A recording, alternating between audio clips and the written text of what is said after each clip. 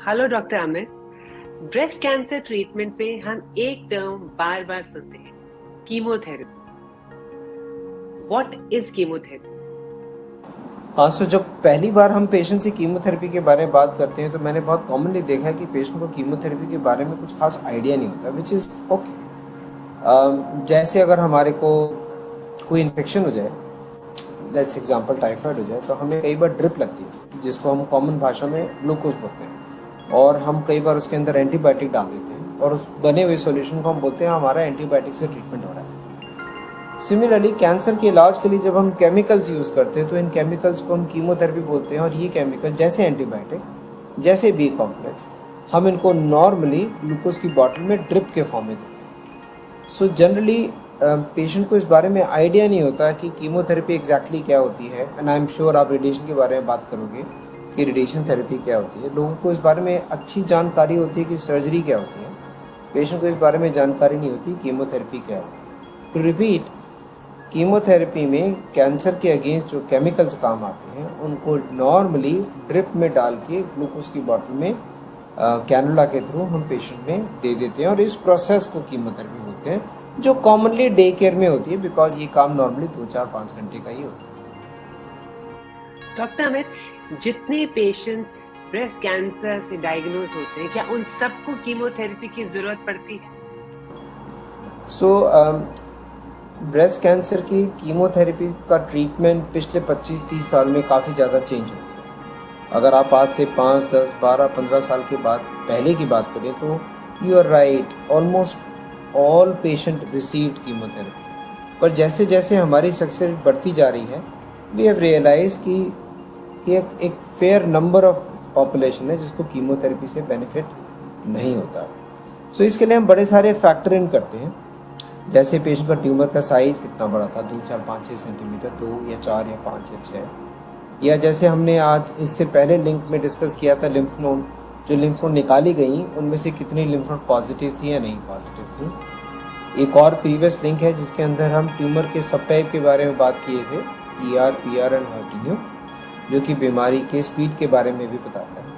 ये सारी चीज़ें फैक्टर की जाती हैं। फॉर एग्जाम्पल मान लीजिए कोई एक 60 साल की लेडी है जिसका ट्यूमर 1.5 2 सेंटीमीटर का ही है, लिम्फ नोड्स उसकी बगल में जितनी भी निकाली गई 2 4 6 8 10 डिपेंडिंग ऑन सिचुएशन, वो सारी नेगेटिव हैं, और उनके सारे टेस्ट ER PR के पॉजिटिव हैं और हर्टिन्यू का नेगेटिव है, जो हमने पहले डिस्कस किया था। ऐसे पेशेंट को कीमोथेरेपी देने की कोई रिक्वायरमेंट नहीं है। एक और एग्जाम्पल है, लेटर से 40 साल की लड़की है जिसका ट्यूमर का साइज 4 5 सेंटीमीटर है, जिसके लिम्फ नोड जितने भी निकाले गए उसमें 4 5 6 लिम्फ नोड पॉजिटिव थे, और मान लीजिए ट्यूमर का करेक्टर भी बहुत अच्छा नहीं है। ऐसे में कीमोथेरेपी, ये वो केमिकल जो कैंसर के लिए दिए जाते हैं, उसके लिए लाइफ सेविंग ट्रीटमेंट है। It saves life, coming at cost, but it saves life. So हर पेशेंट टू पेशेंट की इवैल्यूएशन के ऊपर डिसाइड किया जाता है।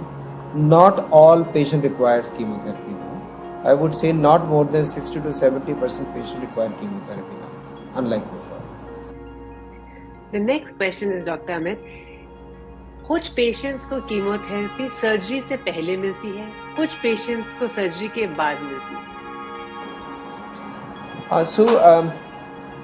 ये पिछले क्वेश्चन का इन अ वे कंटिन्यूएशन है कि हर एक आदमी को, हर एक पेशेंट को कीमोथेरेपी की ज़रूरत नहीं है। हाँ, पर जिनको ज़रूरत है उनमें से कुछ ऐसे भी होते हैं जिनको हम सजेस्ट करते हैं कि आप सर्जरी से पहले दिलवाओ या सर्जरी के बाद। नाउ इसका डिसाइड करने के 2 या 3 मेन थॉट प्रोसेसेस हैं।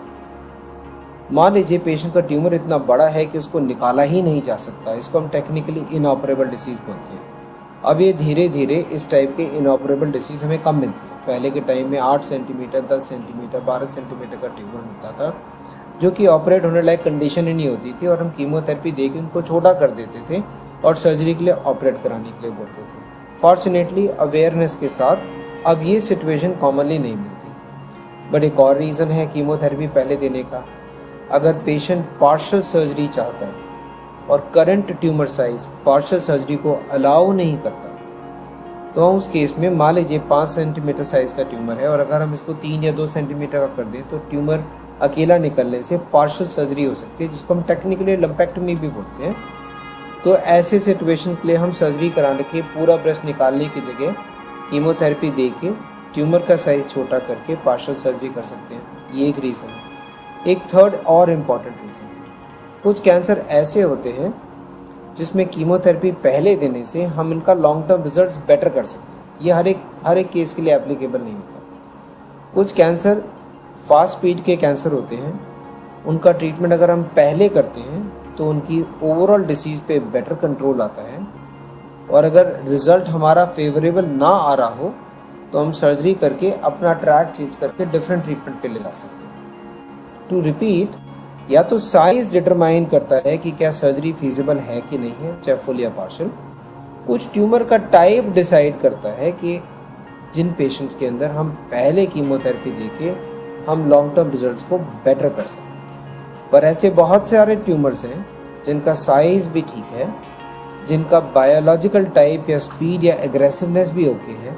ऐसे पेशेंट्स में हमारे को प्रीवियस कीमोथेरेपी देने से कोई फ़ायदा नहीं होता। इनमें से काफ़ी सारे पेशेंट ऐसे भी होते हैं जिनको कीमोथेरेपी देने का ही फ़ायदा नहीं होता, चाहे वो पहले हो चाहे वो बाद में। सो फास्टर बिगर ट्यूमर में हम कीमोथेरेपी पहले देते हैं, स्लोअर स्मॉलर ट्यूमर में हम कीमोथेरेपी बाद में या नहीं देते। ओके, कीमोथेरेपी जब नाम हम सुनते हैं, वी ऑफन हर्ड कि बहुत सारे बॉडी में चेंजेस होते हैं। जो चेंजेस होते हैं कीमोथेरेपी की वजह से, are all of them reversible और some of them reversible? I think जितने भी फिजिकल साइड इफेक्ट्स होते हैं वो सारे रिवर्सिबल होते हैं, except for very rare event. जो रिवर्स होने में टाइम लेता है वो है साइकोलॉजिकल साइड इफेक्ट्स, पर वो तो डायग्नोसिस के बाद भी साइकोलॉजिकल जो प्रॉब्लम होती है उसको भी रिवर्स होने में टाइम होता है। सर्जरी के बाद जो बॉडी में स्ट्रक्चरल चेंजेस आते हैं उससे भी रिकवर होने में बहुत टाइम लगता है। कीमोथेरेपी की जो टॉक्सिसिटी है, जो कि कम्युनिटी में वेल नोन है, उससे साइकोलॉजिकली उभरने में भी 6-9 महीने, साल, 2 साल, 3 साल, डिपेंडिंग ऑन हर एक पर्सन की इंडिविजुअल कैपेबिलिटी पे डिपेंड होता है। बट द शॉर्ट में आंसर है कि फिजिकल साइड इफेक्ट्स सारे रिकवर कर जाएंगे, psychological side effects takes time, which is true for all radiation, chemo, surgery and actually the diagnosis itself. 5-6 साल लग जाता है रिकवरी करने में। Thank you doctor.